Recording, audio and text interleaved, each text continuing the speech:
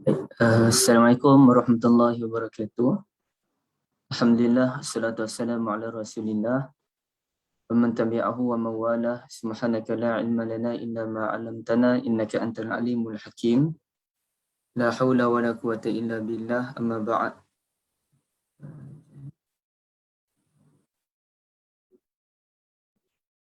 Jadi tuan-tuan dan puan-puan dirahmati Allah, alhamdulillah kita syukur pada Allah Azza wa Jalla diberikan kita ruang untuk meneruskan pengajian pada pagi ini. Alhamdulillah. Sebelum tu boleh tak saya dapatkan makluman tuan-tuan dan puan-puan, adakah tuan-tuan dan puan-puan dapat mendengar suara saya dengan baik ataupun tidak ya? Boleh Dengar. Ustaz. Jelas. Ya, boleh dengar Puan Safia? Dengar Ustaz, jelas. Alhamdulillah, terima kasih banyak ya. Jadi ini siri yang kedua. Hari tu kita dah bincangkan dalam 2 tajuk kan. Kita bincang tajuk jasadan dengan al-jismu, usah mengagungkan sesuatu yang tidak hidup, dan juga isu al-amanah dan juga al-amnu, perjuangan mencari keamanan. Hari ini insya-Allah kita sambung tajuk yang ketiga.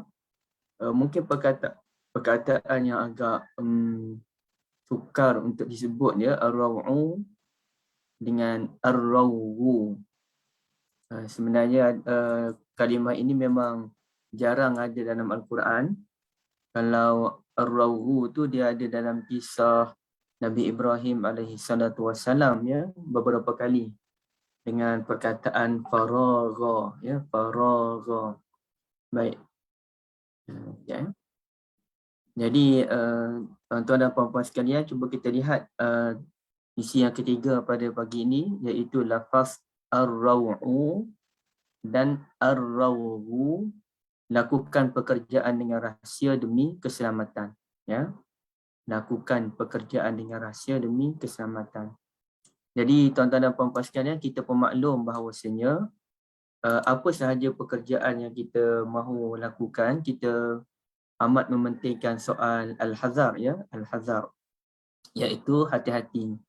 Kata Allah Azza wa Jalla, ya ayyuhallazina amanu khudhu hizrakum fanfiru subatin awinfiru jami'a. Jadi yang awal tu khudhu hizrakum, wahai orang yang beriman, hendaklah kamu berwaspada.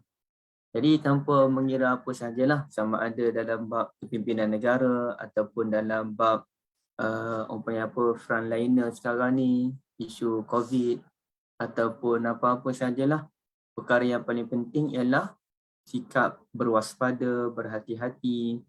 Bahkan dengan sikap berwaspada kita lah, kita tidak memberikan duit kepada orang lain dengan mudah-mudah aja kan, takut ditipu, ataupun kita tidak memberikan bantuan kepada orang yang tidak dikenali tanpa kita mengenal pasti dahulu. Sebenarnya dia siapa, dia ni orang baik ke, orang macam mana. Kerana banyak orang yang sebagai contoh scammer ya, cuba mengambil kesempatan di atas kebaikan seseorang. Jadi kalau orang Melayu dia sebut apa? Buat baik berpada-pada kan, artinya buat baik tu mesti dengan ilmu, mesti dengan hati-hati. Dan Nabi SAW sendiri pun mulakan dakwah dengan hati-hati. Macam mana tu strategi Nabi?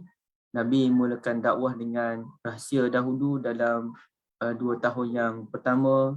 Kemudian Nabi sebarkan dahulu dakwah kepada ahli keluarga baginda untuk membina kekuatan ya.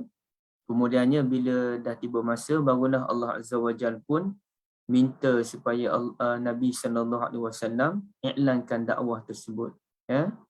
Pada awalnya wa anzir ashiratakal aqrabin, berikan peringatan kepada kaum kerabat.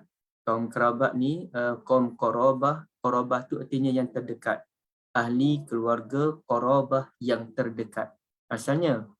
Kemudian barulah Allah Azza wa Jalla pun minta Nabi SAW supaya iklankan dakwah tersebut ya. Jadi maknanya hati-hati. Apabila Nabi SAW hijrah pun Nabi hati-hati ya. Tanpa mengira siapa pun, semuanya dilakukan dengan hati-hati. mementingkan isu keselamatan dan sebagainya. Jadi sebenarnya perkara ini telah pun ditekankan oleh Allah Azza wa Jalla melalui kalimah yang kita nak bincangkan, iaitu ar-raw'u dengan ar-rawgu.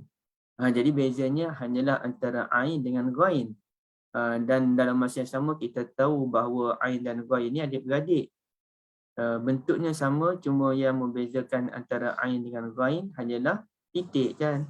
Ghain itu ada titik. Tapi dari sudut sebutannya, sudut tulisannya sama. Lepas huruf ain, huruf ghain, ya. Cara sebutan pun ain, ghain, ya, sama. Baik. Sekarang ni kita tengok kalau kalimah ar-rawu ni, ibu ayah yang saya kasihi, disebutkan sebanyak 3 kali dalam Al-Quran, ya. Kalimah yang unik disebutkan sebanyak 3 kali dalam Al-Quran. Ar-rawu ni berapa kali, ya? Ar-rawu 3 kali. Ar-rawu ni jap. Saya tengok jap.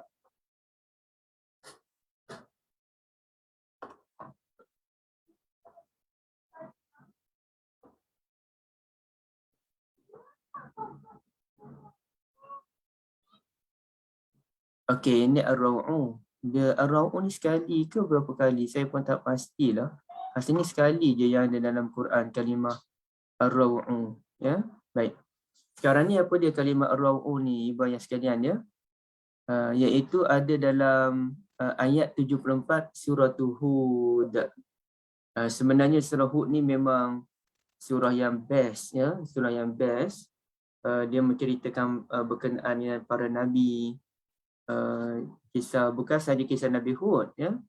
Kisah yang paling panjang disebutkan dalam surah Hud ini kisah Nabi apa? Saya lupa. Nabi Nuh. Nabi Nuh yang paling panjang.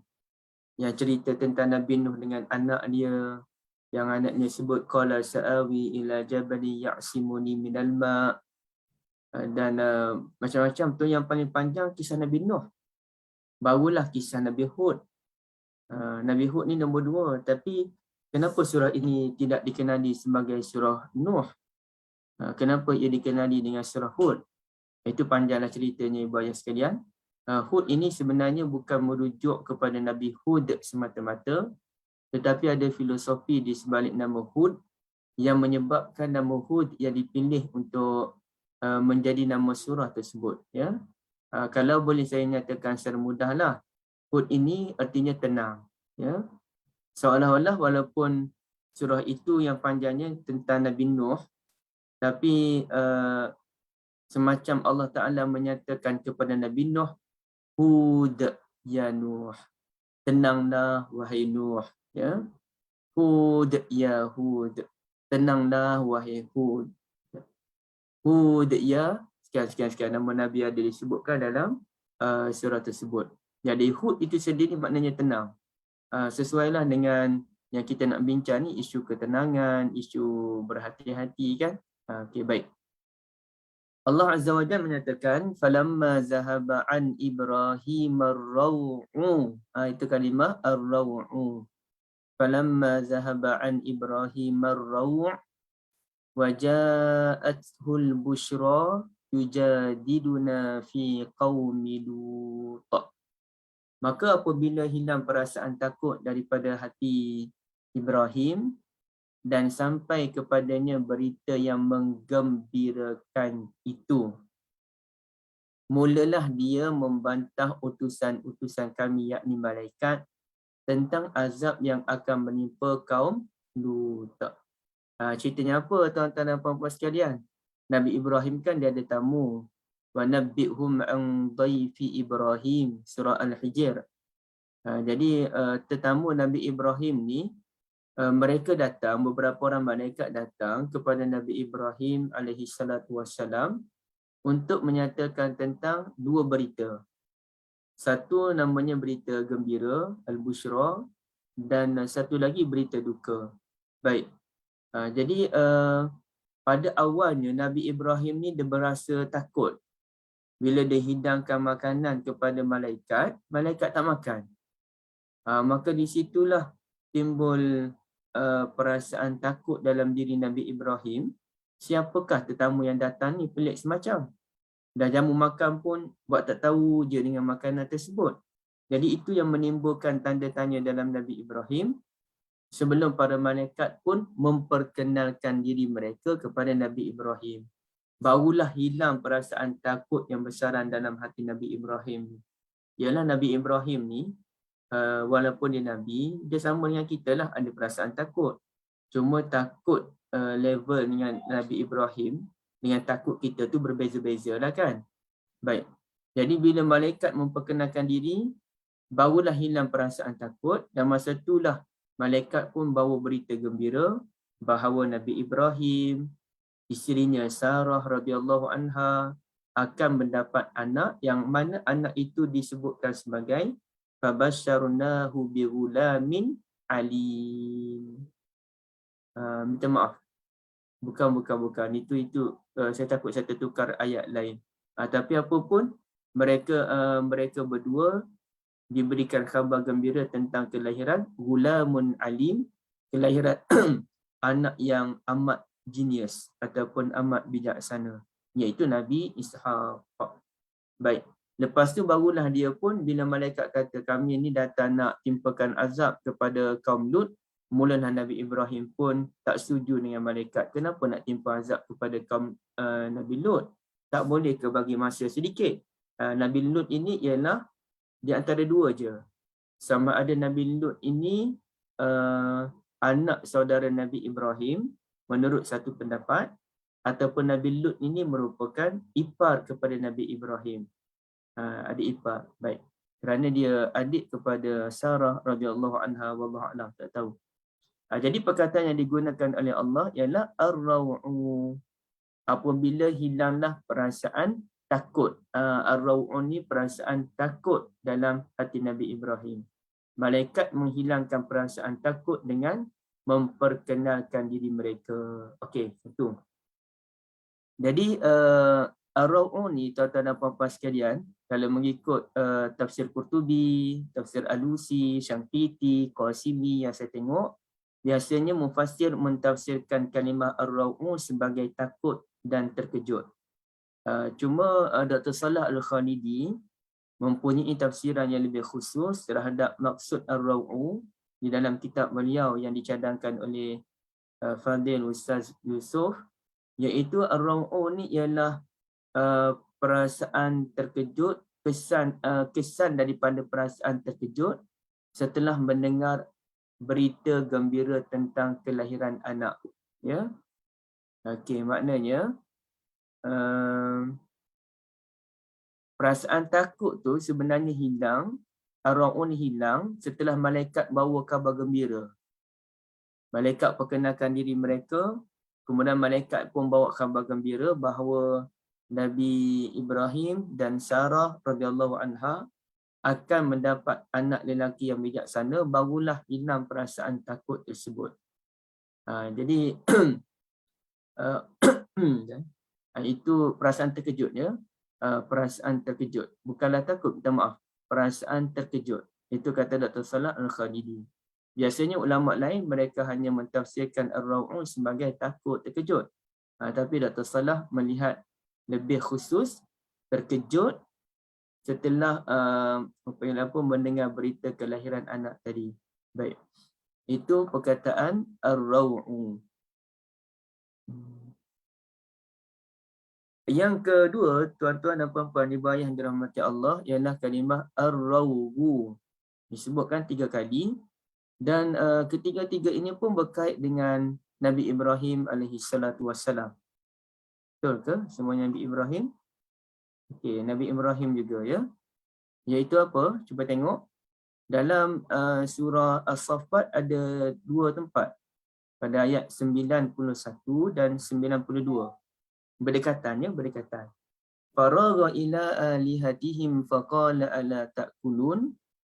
Maka Ibrahim pun pergi ke berhala-berhala mereka secara bersembunyi, serta dia mengejek berhala-berhala itu dengan berkata, mengapa kamu tidak makan?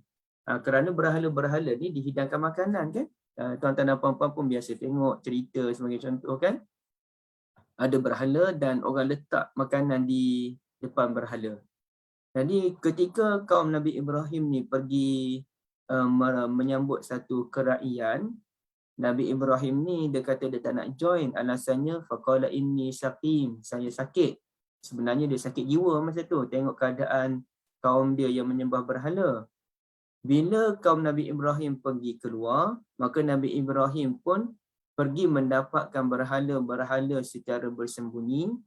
Seraya dia pun bertanya kepada berhala-berhala tu dengan tujuan mengejek, "Ala takulun, mengapa kamu tak nak makan makanan-makanan yang dihidangkan ini? Malakum la tantiqun, mengapa kamu tidak bercakap?" Faragha alaihim darban bil yamin. Itu perkataan faragha yang kedua ataupun ar-rawu, ibu yang dirahmati Allah. Faragha alaihim darban bil yamin, maka Nabi Ibrahim alaihi salam mula memukul berhala-berhala itu dengan tangan kanannya sehinggalah pecah ya. Jadi faragha ila alihatihim, baginda pergi ke berhala-berhala secara bersembunyi. Faragha alaihim, baginda mula bertindak. Faragha alaihim ni kalau boleh kita terjemah, baginda mula bertindak darban, dengan memukul berhala-berhala tersebut, bil yamin, dengan tangan kanannya ataupun dengan kekuatan kan. Jadi ada dua perkataan faragha disebutkan di sini pun menyentuh tentang Nabi Masya-Allah Ibrahim alaihi salatu wassalam. Dan itu berkaitan dengan berhala. Dan satu lagi berkaitan dengan cerita malaikat tadi. Ya, cerita tentang malaikat dalam surah Az-Zariyat, iaitu izdakhalu alaihi faqalu salaman qala salamun qaumun munkarun. Ketika para malaikat datang jumpa dengan Nabi Ibrahim, malaikat memberikan salam, maka Nabi Ibrahim pun salamun qaumun munkarun. Maknanya Nabi Ibrahim hanya jawab salam. Artinya malaikat datang, Assalamualaikum. Nabi Ibrahim pun jawab, Assalamualaikum warahmatullahi. Lebih kurang begitu. Dalam hati Nabi Ibrahim ni sebut, qaumun munkarun, wahai mereka ini orang yang tidak dikenali. Dan itu dalam hati. Qaumun munkarun tu ucapan Nabi Ibrahim dalam hati je, tuan-tuan dan puan-puan sekalian. Baik. Malaikat bagi salam, Nabi Ibrahim jawab salam, dalam hati sebut qaumun munkarun. Mereka ni orang yang aku tak kenal ni. Faragha, itu perkataan faragha. Faragha ila ahlihi faja'a bi'ijlin samin. Lalu Nabi Ibrahim pun masuk mendapatkan ahli rumahnya serta dibawa keluar seekor anak lembu yang dipanggang. Ya, ijlin ni anak lembu. Kalau ibu yang lihat dalam surah Taha sebagai contoh, yang mana kaum Nabi Musa buat patung anak lembu, Allah Ta'ala guna perkataan ijl.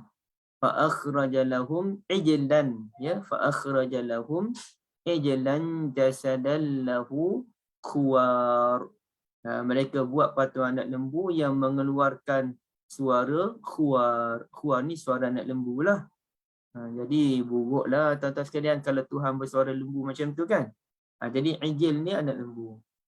Dan yang Nabi Ibrahim bawa tu ijlin samin, anak lembu yang telah dipanggang untuk disediakan kepada panggil apa, samin ni gemuk ya, gemuk, tapi maknanya dalam tafsir kita jumpa yang telah dipanggang, siap-siap dah, dia dah siap sediakan. Faqarrabahu ilaihim qala ala ta'kulun. Lalu dihidangkan kepada mereka. Lalu Nabi Ibrahim pun pelik, kenapa mereka tak makan ya? Ala ta'kulun. Kenapa disebut silakan makan ya? Kita cuba tengok sekejap. Terjemahan surah Az-Zariyat. Takut saya pun dah ada tersilap masa tu. Okey, tengok ni. Silakan makan. Ala ta'kulun, silakan makan. Setelah fa'ujasa minhum khifah, Namun bila dilihat bahawa para tetamu tu tak makan, maka di situlah timbul perasaan takut dalam diri Nabi Ibrahim. Qalu la takhaf. Okey. Fabasharuhu bighulamin alim. Jadi ceritanya ibu ayah yang dirahmati Allah, perkataan faragha ni artinya maka Nabi Ibrahim pun pergi mendapatkan ahli rumah dia. Kemudiannya dia pun datang dengan membawakan anak kambing yang gemuk yang telah pun dipanggang. Ya. Okey, jadi macam mana ni? Apa maksud faragha? Faragha ni Ar-Raghibul Asfahani, ya. Ar-Raghibul Asfahani mendefinisikan faragha ni ar-raghu sebagai kecenderungan melakukan helah, ya. Kecenderungan melakukan helah. Jadi ini Ar-Raghib ni ulama terkenal dengan mengkaji kalimah-kalimah dalam Al-Quran. Dia ada kitab dia Al-Mufradat, ya. Saya ada rumah Kitabul Mufradat tapi yang PDF yang saya print je. Agak tebal. Kenapa dia sebut kecenderungan melakukan helah ibu ayah yang dirahmati Allah? Sesuai dengan kes ni lah. Dalam kes Nabi Ibrahim pergi mendapatkan berhala-berhala kaum dia, dia pergi dengan cara yang berhelah. Kaum dia pergi buat sambutan, dia kata dia sakit, dia buat helah. Kemudiannya dia pun pukul berhala-berhala tersebut. Tetapi definisi Ar-Raghibul Asfahani ni masih ada kelemahan tuan-tuan dan puan-puan sekalian.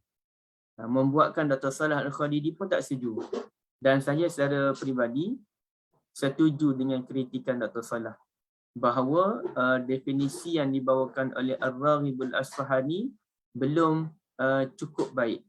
Kerana kalau kita katakan ar-raghu ni kecenderungan melakukan helah, macam mana dengan cerita ni pula? Cerita Nabi Ibrahim pergi faragha ila ahlihi, dia pergi ke mendapatkan keluarga dia. Kemudiannya dia pun bawa anak kambing, daging kambing yang gemuk tadi kan, daging anak lembu kan. Jadi macam mana kita nak terjemahkan faragha dalam ayat Az-Zariyat ini sebagai kecenderungan mendapatkan helah? Jadi tak sesuai. Syekh Mutawalli Sya'rawi pula mentafsirkan bahawa ar-raghu ni zahaba khufiyah, melakukan sesuatu dalam keadaan takut-takut. Jadi ini pun menimbulkan keheranan. Macam mana ditafsirkan faragha sebagai pergi takut-takut? Sedangkan apabila Nabi Ibrahim pukul berhala tu, faragha alaihim darban bil yamin, adakah baginda berasa takut? Kalau takut, baginda takkan pukul berhala-berhala tu tuan-tuan dan puan-puan sekalian. Dan apabila Nabi Ibrahim pergi mendapatkan daging anak lembu tu, adakah Nabi Ibrahim berasa takut ketika itu? Pun tidak. Jadi untuk mentafsirkan ar-raghu sebagai pergi dalam keadaan takut pun kurang sesuai, ya, kurang sesuai juga. Ini definisi yang diberikan oleh Dr. Salah yang bagi saya sangat setuju. Kata beliau, ar-raghu bererti pergi bersegera dan diam-diam, ya. Pergi bersegera dengan diam-diam, iaitu melakukan sesuatu dengan diam-diam dengan penuh kerahsiaan dan pantas, ya. Contohnya dalam kes Nabi Ibrahim tadi, faragha ila alihatihim faqala ala ta'kulun, baginda pergi mendapatkan berhala-berhala tadi dalam keadaan segera. Kaum dia keluar je untuk majlis kerakyat, baginda terus pergi jumpa dengan berhala-berhala di satu tempat dan baginda pergi tu diam-diam. Adakah baginda takut? Tak, baginda tak takut. Kalau takut baginda tak pergi. Dan kemudiannya baginda mula memukul berhala tu dengan segera dan diam-diam. Ini menunjukkan cerdik dan pantasnya Nabi Ibrahim bekerja, bijak. Begitu juga apabila tetamu tu datang, maka Nabi Ibrahim pun dengan segera dan diam-diam pergi menyiapkan makanan. Ini kadang-kadang kita kan tetamu datang ke rumah, kita pun pergi ke dapur dan seboleh mungkin kita nak sediakan minuman, makanan tu dengan diam-diam. Tapi kadang-kadang tamu dengar juga bunyi pinggan, bunyi cawan kaca disusun, dan kadang-kadang tamu akan sebut, tak payahlah susah-susah, dia katakan, tak perlu susah-susah, dia dengar. Kita sebenarnya seboleh mungkin tak nak dia dengar bunyi pinggan, bunyi cawan, Kenapa? Kerana kita nak sediakan benda tu dalam bentuk faragha, diam-diam dan pantas. Biar tamu tu duduk sekejap, dah ada makanan dah ada minuman dah. Tak sempat dia lagi, dia dah merembadah untuk menyatakan, tak perlu susah-susah kan. Jadi itu yang dilakukan oleh Nabi Ibrahim dalam bentuk faragha, buat diam-diam dan buat dalam keadaan pantas, ya. Jadi apa pengajarannya tuan-tuan dan puan-puan sekalian? Okey, kita diajar melakukan sesuatu perancangan ini dengan rapi. Bukan dengan semangat dan keberanian melulu. Nabi Ibrahim ni dia memang sedia dah. Ya, dia memang sedia dah. Sampai satu masa dia akan bertindak juga. Dia dah lama dah tengok kaum dia ni. Dia dah tengok dah dari hari ke hari, minggu ke minggu, bulan ke bulan. Dia buat perancangan betul-betul. Sebelum pada akhirnya baginda bertindak untuk menghancurkan berhala-berhala tersebut. Sebagai membuka ruang dakwah yang lebih besar lagi. Jadi itu memang, dan Nabi Ibrahim pun mula bertindak dengan semangat ar-rawhu, pantas dan diam-diam tadi, ya. Okay, baik, ini kehebatan Nabi Ibrahim AS. Jadi kita pun begitulah. Kita kalau kita nak melakukan sesuatu pekerjaan, kita mesti buat dalam keadaan faragha, ya. Bukanlah semua benda ni kena faragha, tapi tengok keadaan. Ada benda tu kita mesti lakukan dengan faragha, dengan diam-diam, dengan pantas, supaya dia tidak dalam bab isu menjaga keselamatan. Nabi Ibrahim nak jaga keselamatan, berwaspada, dan kadang-kadang ada rahsia yang perlu kita simpan, terutamanya yang melibatkan kerajaan dalam konteks yang besar kan. Contohnya pertahanan negara. Jadi pertahanan negara ni mesti ada banyak rahsia yang disimpan, dan ini semua melibatkan keselamatan negara, tuan-tuan dan puan-puan sekalian. Kalau jadi ketua polis negara sebagai contoh, walaupun beliau memiliki ramai kawan yang baik, kalangan orang panggil apa, bukan polis, walaupun mereka ni kawan baik, dari sekolah rendah lagi kawan baik, dari universiti lagi kawan baik, namun sebagai ketua polis negara, dia mesti ada semangat ar-rawhu, iaitu semangat menjaga kerahsiaan tersebut. Tak kira lah kamu kawan baik ke, kamu siapa sekalipun, walaupun termasuk ibu dan bapa, termasuk isteri dan anak-anak, rahsia kerajaan perlu dijaga dengan sebaik-baiknya. Jadi rumusannya ibu ayah yang dikasihi, ar-raw'u merujuk kepada kesan daripada rasa terkejut, merujuk kepada Nabi Ibrahim yang terkejut mendapat berita kelahiran anak, iaitu Nabi Ishaq. Dan manakala ar-raw'u pula tindakan rahsia yang dilakukan dengan penuh hati-hati. Inilah rujukan saya dalam 6 kitab. Wallahu a'lam. Okey, sebelum saya pindah ke topik yang keempat, ibu ayah, tuan-tuan dan puan-puan, ada sebarang persoalan ataupun tidak, ya? Silakan kalau ada.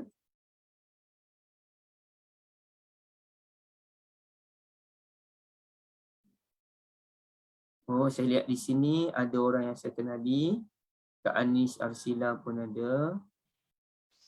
Tapi kebanyakannya yang saya kenali lah. Oh, Puan Halimatun pun ada, Puan Halimah ada. Okey. Dengar Ustaz sambil-sambil. Silakan. Ada soalan? Oh, tak ada. Kak Mariana pun ada. Kak Mariana ada tambahan, Kak? Tak ada Ustaz. Tak Cuma ada. nak tanya Ustaz, maksudnya penjelasan Ustaz tadi tu, faragha tu apa nama, kata kerja lah ya Ustaz? Macam tu lah. Macam al-faragh tu lain yang kata rebutlah peluang, apa nama, al-faragh tu bukan peluang ke Ustaz? Yang tu lain qabla syughlika, contoh kan? Okey, terima kasih Kak Mariana. Igtanim khamsan qabla khamsin. Kalau faraghaka qabla syughlika, rebutlah 5 perkara sebelum 5 perkara, antaranya masa lapang sebelum sibuk. Yang tu Kak Mariana, memang dia asal perkataan al-faragh, masa lapang. Tapi macam ayat tadi, dia bukan asal al-faragh. Asalnya ar-rawhu. Rawhu asal dia. fa tu perkataan lain yang bermaksud fa'ut ta'qib, maka ragha. Kalau al-faragh itu memang perkataannya al-faragh. Fa, ra dan ghain artinya masa lapang. Itu bezalah Kak ya.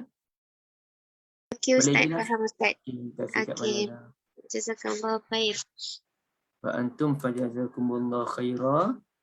Kak Syida pun ada. Okey, tuan-tuan dan puan-puan, ada lagi tambahan yang lain? Okey, tak ada tak apa. Puan Maimunah pun ada 2 orang di sini, masya-Allah, nama yang cantik.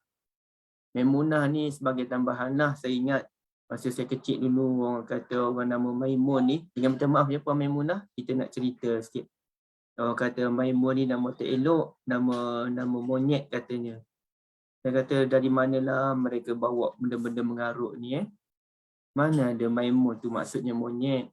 Bahkan isteri Nabi pun nama Maimunah. Ya. Maimunah ni dia ada kaitanlah dengan surah Al-Waqi'ah tu wa ashabul maimanati ma ashabul maimanah. Daripada Maimanah tu ada kaitanlah dengan Maimunah. Aiman, Maimunah artinya orang yang beruntung.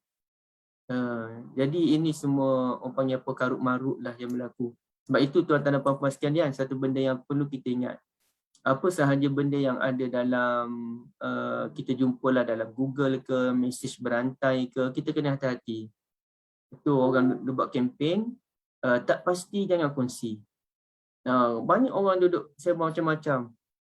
Amalan tu lah, amalan ni lah. Kalau kita tak pasti betul ke tak betul, jangan kongsi. Walaupun dia kata sebarkanlah demi ilmu, nanti rezekimu bertambah. Ataupun dia kata bila kita sebarkan ilmu, maka dapat banyak pahala. Sebarkan ilmu yang sahih, baru dapat pahala. Kalau sebarkan ilmu yang mengarut, dibimbangi dapat dosa pula. Jadi kena hati-hati ya. InsyaAllah. Okey, baik. Kalau tak ada, saya teruskan. Macam saya sebutlah, baik je pelajar-pelajar Ustaz Yusof ya. Kalau kelas tempat saya tu bising je kan. Tempat Ustaz Yusof baik sangat. Tekok pula saya rasa. Okey, lafaz al-fityah dengan al-fityan, kita harus menjadi perwira yang ada jati diri. Okey, ni pula topik dia. Lafaz al-fityah dan al-fityan, kita harus menjadi perwira yang ada jati diri. Itu pengajaran dia lah. Tajuk saya ni menggambarkan inilah dia punya solution, inilah pengajaran yang besar yang boleh dicapai insya-Allah menurut hemat saya. Orang muda ni mesti jadi orang berani, itu poin saya yang awal dia. Negara ni setakat yang saya difahamkan masa saya belajar di universiti dulu, nak lihat negara ni kuat tak kuat tengok pada anak muda kan. Kalau anak muda ni, ya Allah, semalam saya tertengok, tak tahulah macam mana boleh ada benda tu. Tertengok satu himpunan TikTok, tuan-tuan dan puan-puan sekalian. Saya ingatkan benda apa, saya layanlah sikit dalam beberapa second tu. Kemudian saya panjangkan sikit sebab saya nak tahu apa benda yang mereka bincangkan. Dahsyat sangatlah perbincangan anak muda ni. Dia punya dalam video TikTok tu, Allahu Akbar. Dan saya pun berhenti, saya dah tak tahan nak tengok. Yang duk pakai telekong pun bukan main lagi. Dan saya pun tengok ruangan komen. Yang komen-komen ni generasi Facebook. Facebook ni generasi orang tua-tua sikit kan. Oh, macam-macam lah komen marah dengan anak muda yang TikTok ni. Betul. Memang sangat menakutkan tuan-tuan dan puan-puan sekalian. Saya pun tengok, ya Allah, tak ramak nak tengok sampai habis. Jadi kalau anak muda ni tak diperbetulkan, sibuk dengan benda-benda yang bukan-bukan tuan-tuan dan puan-puan sekalian, maka masa depan negara kita ni terancam. Jadi masa depan negara ni nak tak nak dia tengok kepada anak muda tu sendiri. Kalau anak muda ni sebut dengan hiburan, maka negara kita akan menjadi negara hiburan. Na'udzubillah. Tapi kalau anak negara kita cintakan ilmu dan amal, insya-Allah negara kita menjadi negara yang kuat, negara yang maju ya. Sebab itu kalau kita lihat dalam banyak aspek, bukan sahaja dalam aspek kenegaraan, bahkan dalam aspek sukan, dalam aspek pendidikan, dalam aspek apa-apalah, anak muda ni mula diketengahkan di beberapa buah negara yang besar. Jadi kenapa? Kerana mereka lah jadi sumber kekuatan negara satu masa nanti kan. Sebab tu kalau pendidikan di negara Jepun sebagai contoh dan di Malaysia pun sudah mula ada, mereka menghormati walaupun anak-anak sekolah tadika, kerana anak-anak sekolah tadika inilah yang bakal menjadi menteri suatu masa nanti. Siapa lagi kalau bukan mereka lah. Mesti ada kalangan mereka ni jadi Perdana Menteri, jadi Timbalan Perdana Menteri. Sebagaimana Perdana Menteri di Malaysia ni pun, mereka pun berasal dari sekolah tadika, sekolah ataupun sekolah rendah. Kalau tak tadika pun sekolah rendah, sekolah menengah. Jadi kalangan mereka ni mesti ada tokoh-tokoh besar satu masa nanti. Kita tak tahu, maka kita kena hormat dan berikan pendidikan, vision yang betul terhadap mereka. Itu poin saya yang awal lah. Jadi tuan-tuan dan puan-puan sekalian, tengok bagaimana Nabi SAW mengambil berat soal pembangunan anak muda. Sehingga kan pada zaman sahabat dulu dia ada 4 orang Abdullah muda-muda yang terkenal. Abdullah ni yang terkenal kalangan yang tua pun ramai.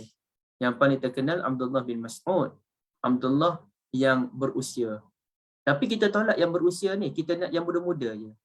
Ada 4 orang Abdullah muda yang berkaliber, iaitu Abdullah bin Abbas, Abdullah bin Umar, Abdullah bin Ammar, Abdullah bin Zubair. 4 orang ni. Abdullah bin Abbas dalam bidang tafsir, Abdullah bin Umar dalam bidang hadis dan sunnah, Abdullah bin Ammar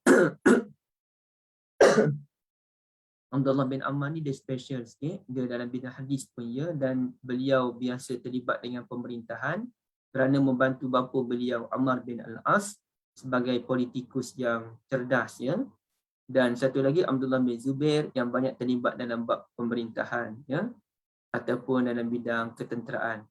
Jadi ini 4 orang Abdullah yang dikenali sebagai Abadilah. Abadilah tu artinya Abdullah. Jadi Nabi SAW mengetengahkan anak muda ni. Ali bin Abi Thalib diketengahkan dari awal.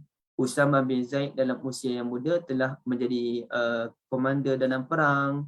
Zaid bin Sabit, macam-macam lagi lah anak muda ni diangkat. Hingga kan pada zaman Umar bin Al-Khattab pun anak muda diangkat. Jadi sebagai contoh, pernah satu perbincangan melibatkan sahabat-sahabat senior yang terlibat dalam perang Badar. Umar ni panggil orang sahabat-sahabat yang pernah terlibat dalam perang Badar, tapi menariknya Umar panggil seorang anak muda, iaitu Ibn Abbas yang masa tu usianya dalam 20 tahun macam tu ataupun lebih, dan mereka melakukan perbincangan ilmiah yang akhirnya Umar bin Al-Khattab radhiyallahu anhu tak puas hati dengan pandangan-pandangan sahabat yang ada. Maka Umar bin Al-Khattab minta sahabat yang junior, yakni Ibn Abbas, untuk memberikan pandangan, dan beliau setuju dengan kupasan Ibn Abbas. Jadi bagaimana dengan kita, tuan-tuan dan puan-puan sekalian? Jadi sepatutnya anak-anak kita yang muda-muda ni dah mula boleh diketengahkan. Kalau tuan-tuan dan puan-puan ada anak yang umur dalam 10 tahun, 11 tahun, yang boleh jadi imam dah di rumah, kenapa tidak minta mereka jadi imam? Kadang-kadang lah kalau suami ada, suami dah jadi imam. Tapi kalau ada masa tertentu, panggil apa, suami tak ada kat rumah ke, kita yang ibu ni nak solat dengan anak je, okey, kenapa tidak kita minta si anak yang kecil tu, umur 10-11 tahun tu menjadi imam sebagai mengetengahkan mereka. Kalau 7 tahun pun dah pandai, kenapa tidak? Tapi biasanya 7 tahun tu tak berapa pandai lagi kan. Tapi kalau dah pandai, kenapa tidak kan? Baik. Jadi tuan-tuan dan puan-puan sekalian, untuk memahami benda ni, kita cuba memahami 2 perkataan dalam Al-Quran, iaitu Al-Fityah dan juga Al-Fityan. Okay, apa dia Al-Fityah? Apa dia Al-Fityan? Kalau tengok, mudahnya Al-Fityah ni seorang anak muda. Kalau Al-Fityan ni merujuk kepada beberapa orang anak muda kan. So macam mana ni? Bukan. Saya kena betulkan balik. Okey, Al-Fityah dengan Al-Fityan ni sebutannya sedikit je berbeza kan. So apa beza dia? Okey, lupakan yang saya sebutkan tadi ya. Baik, lafaz Al-Fityah disebutkan sebanyak 2 kali dalam Al-Quran, kedua-duanya dalam Suratul Kahf. Saya kira tuan-tuan dan puan-puan mungkin biasa kot dengan surah Kahf. Mungkin Ustaz Yusof pun ada pernah membuat kelas tentang Suratul Kahf mungkin. Yang mana surah ini dalam ayat 10. Ayat 10. Mesti ada kalangan kita yang dah hafal kan ayat 1 hingga 10. Il awal fityatu ilal kahfi faqalu rabbana atina min ladunka rahmah wa hayyi' lana min amrina rasyada. Okey. Mana tu perkataan fityah? Al-fityah bukan saya yang saya sebut tadi fityah tu seorang tu, saya minta maaf ya, itu silap. Il awal fityatu ilal kahfi, ingatlah peristiwa ketika beberapa orang anak muda pergi ke gua. Gua tu kahfi, gua yang agak besar. Kalau gua yang agak kecil panggil ghar, ghari Hira, ghari Sur, itu gua yang kecil.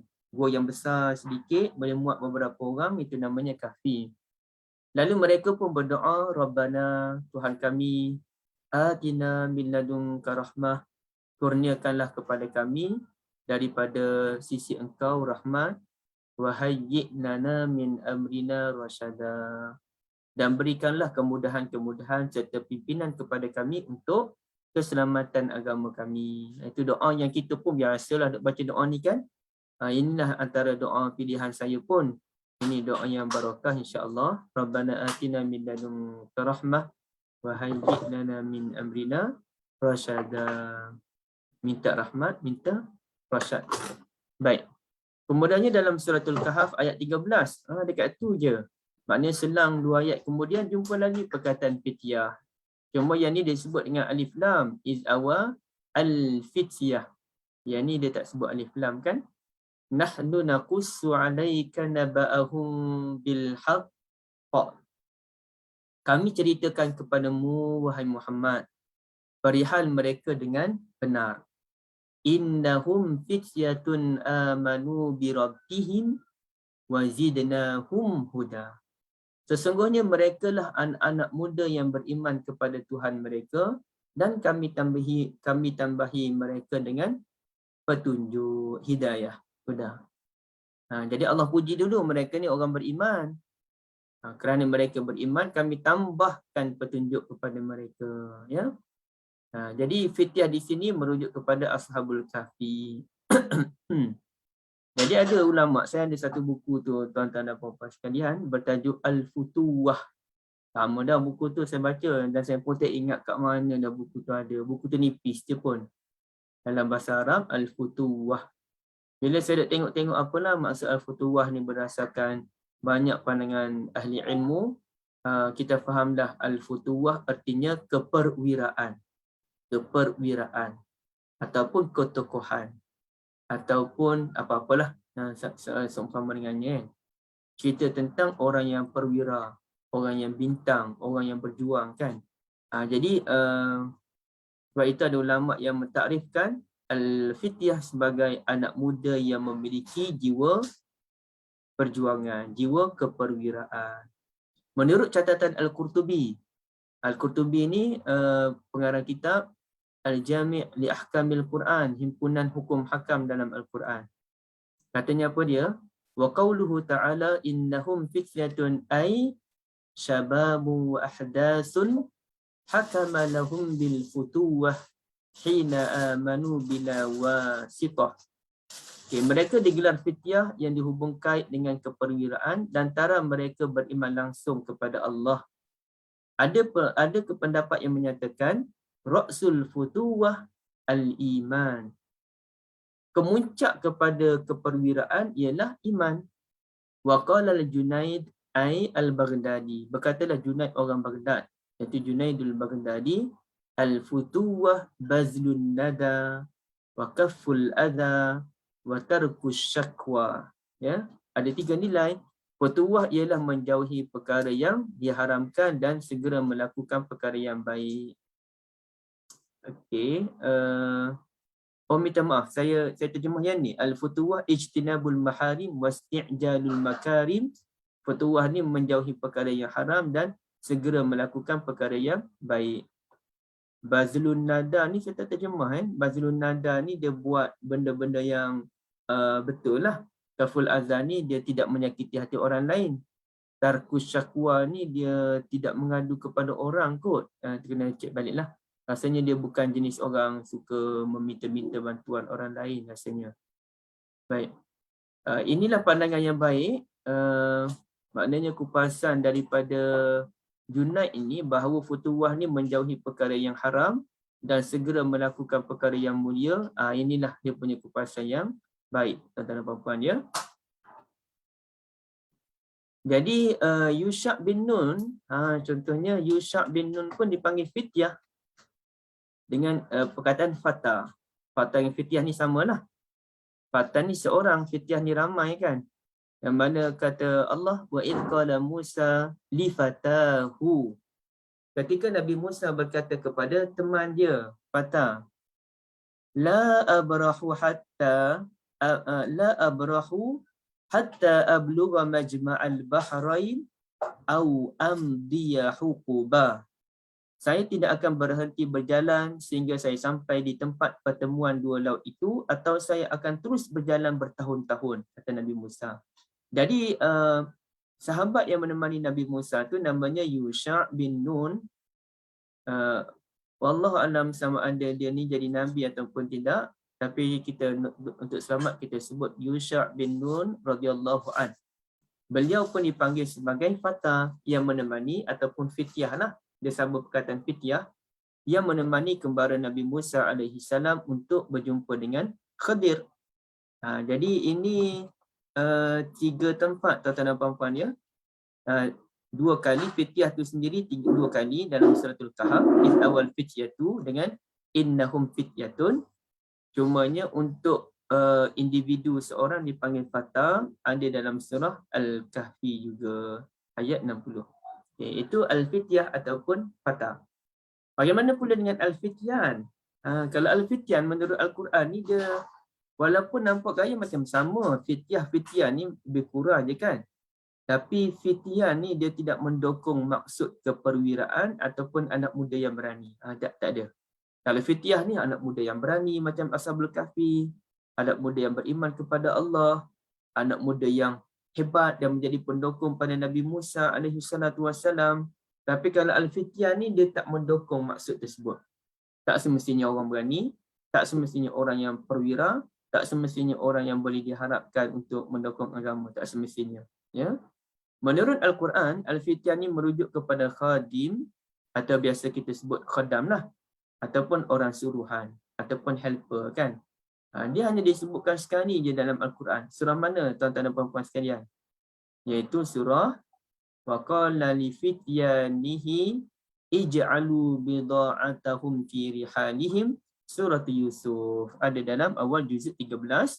Juzuk 13 ni muka surat 442. Betul ke? Sorry. 242 ya. 242. Fityah tu Allah guna untuk pemuda beriman sahaja. Betul Puan Raihan. Ya, betul. Kak Mariana, anak muda perlu sangat dididik sebaiknya agar dapat disibukkan dengan pengisian berfaedah. Ibu bapa berperanan. Terima kasih banyak Kak Mariana atas perkongsian tu. Okey, wa qala li fisyanihi ij'alu bida'atahum fi rihalihim. Dan Nabi Yusuf alaihi salam pun berkata kepada orang-orang suruhan dia tu, kamu masukkanlah balik barang-barang dagangan mereka ke dalam tempat simpanan mereka. Adik-beradik Nabi Yusuf kan datang, dia bawa barang-barang ni untuk ditukar ganti dengan makanan. Masa tu dia ada sistem barter lah, kita katakan.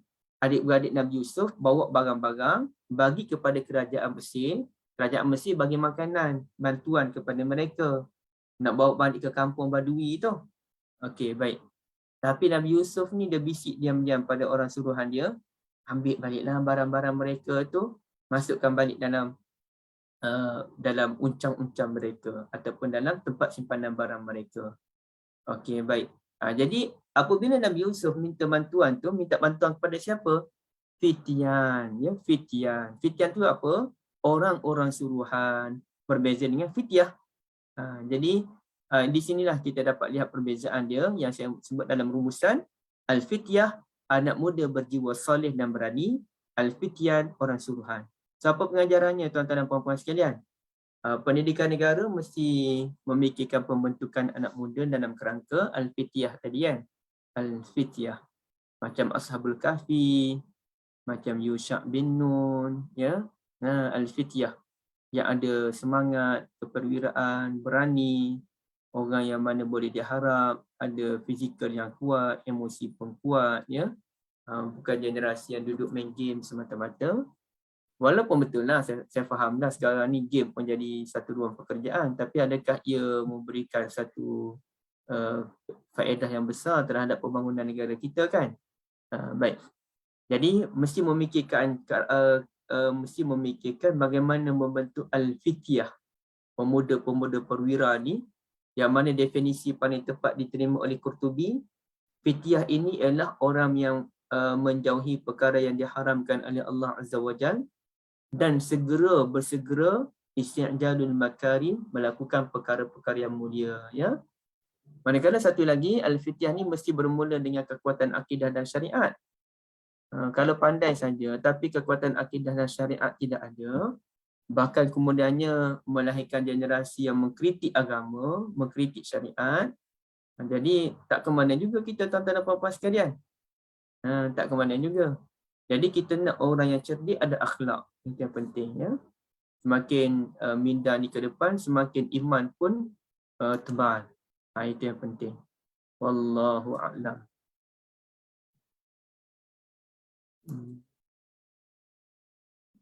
Tuan-tuan dan puan-puan, ya, sekejap. Okey, boleh kemukakan sebarang perbincangan jika ada. Sementara tu saya ada satu bahan je saya nak cari.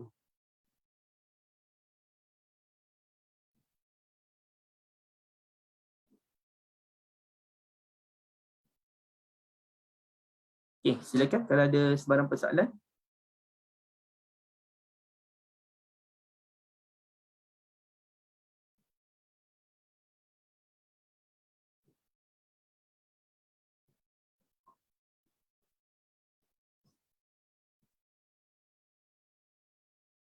Tak ada, eh?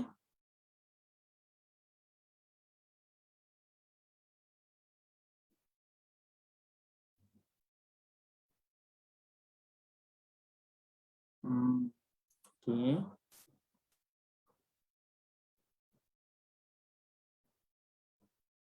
Kalau tak ada, okey, tuan-tuan dan puan-puan bagi saya masa sekejap je untuk habis, untuk saya cek satu benda.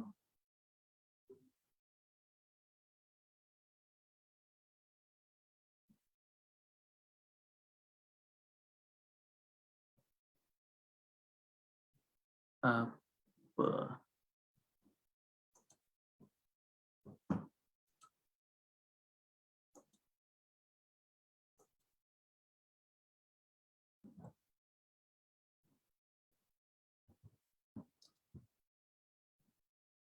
Kak Syida, tak ada apa-apa Kak Syida?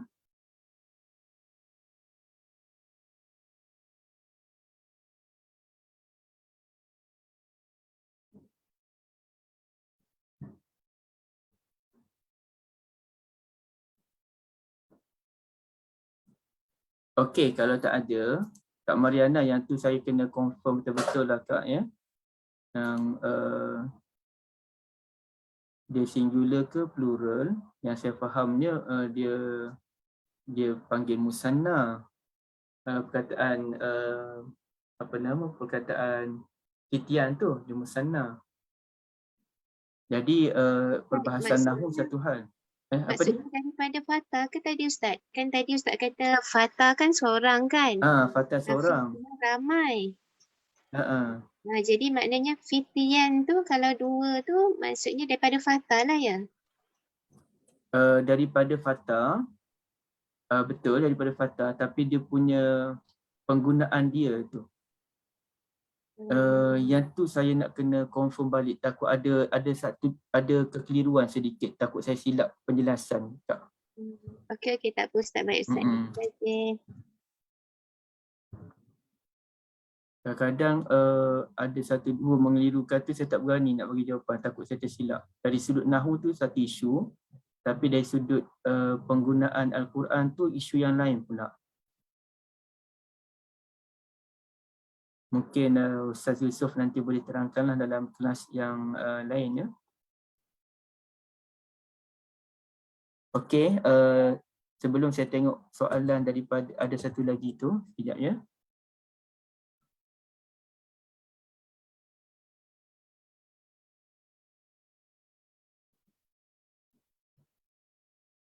Okey, ni Kak. Dia punya kalimah asalnya fitiah tu jamak pada fata. Kita dah sebut fitiah tadi ramai kan, yang melibatkan dalam Ashabul Kahfi beberapa orang kan. Okey, kalau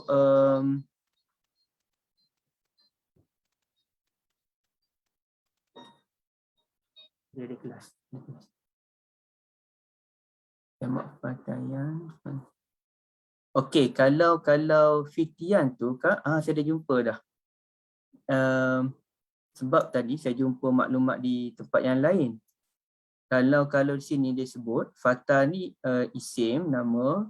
Jamak bagi fata ni ialah dia ada beberapa perkataan jamak bagi fata. Contohnya fatayan, fatawan, fitian pun jamak sebenarnya. Ya, fitian pun jamak. Fitiah pun jamak. Nah, jadi dia fata seorang, tapi fitian jamak. Jamak ni ramai lah. Fitiah pun jamak. Tapi apa beza antara fitiah dengan fitian ni? Sebab jamak ni pun dia ada macam-macam bentuk kan. Yang tu saya tak berapa nak berani nak sebut lah. Jamak, sebab di jamak ni dia ada jamak yang menunjukkan jumlah yang ramai. Ada jamak yang menunjukkan jumlah yang sedikit. Kena minta bantuan Ustaz Yusof untuk menjelaskan benda tu. Apabila fitian dengan fitiah ni jamak, maka kenapa ayat ini menggunakan fitian, surah Yusuf, kenapa surah Al-Kahf menggunakan fitiah? Jadi itu isu yang lain pula. Macam saya jelaskan tadilah, kalau fitian ini dia melibatkan kepada khadim, pembantu, manakala fitiah itu pemuda yang beriman. Berapa umur fitiah tu Puan Syahira? Itu saya tak pastilah. Berapa umur fitiah tu? Yang tu saya kena tengok perbahasan yang lain. Wallahualam. Okey, kalau tak ada saya berhenti di sini, tuan-tuan dan puan-puan sekalian. Terima kasih banyak di atas perhatian diberikan. Semoga kita dapat 2 poin besar. Mari kita ulang balik. Poin yang pertama ialah apa dia, tuan-tuan puan-puan sekalian? Ar-raw'u dengan Kak Mariana, apa dia? Ar-raw'u dengan Ar-raw'u dengan ar-raw'u. ar-raw'u, ya, ar-raw'u. Yang kita nak poinnya ar-raw'u, yakni melaksanakan kerja dengan diam-diam dan pantas. Yang keduanya fitiah dengan fitian. Yang kita naknya fitiah kan, pemuda yang beriman kepada Allah, menjauhi perkara yang diharamkan dan bersegera melakukan perkara yang mulia. Wallahualam. Terima kasih banyak puan-puan sekalian. Semoga Allah memberkati. Assalamualaikum warahmatullahi wabarakatuh. Terima kasih. Terima kasih Ustaz. Terima kasih Ustaz.